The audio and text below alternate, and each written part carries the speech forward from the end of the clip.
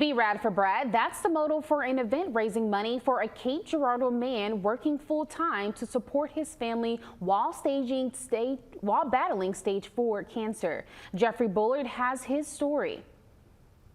I'm usually pretty good with words, but I don't think I possess the mastery of language to express the gratitude. Be Rad for Brad. It's on t-shirts, on posters, and also why people are coming together at Port Cape. I think for all of us, we just want to pour back into them. Joy Brooker is one of the organizers of this fundraiser. She says the money generated towards their $20,000 goal comes from donations, silent auctions, and tickets, and will be used towards treatment costs of Brad Moore's diagnosis of stage 4 melanoma. Just a little brown little mole that was here. It was a little jagged. Brad Moore takes me back to 2014, where he says he noticed a strange mole on his neck and doctors diagnosed it as melanoma without metastasis. So I showed it to a doctor and they were like, yeah, let's go ahead and get that off of you. But in July 2022, Brad once again noticed a mass on his neck in the exact area where the mole was removed back in 2014.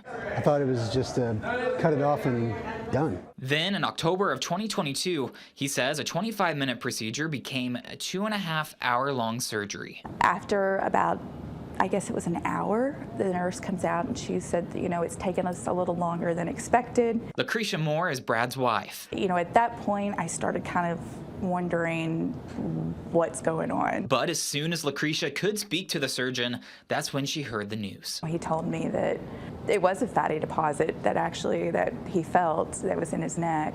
So that was right, but there was a huge mass. And of course it just kind of went out and it was in lymph nodes and they couldn't remove all of it. I woke up and I knew that something felt off.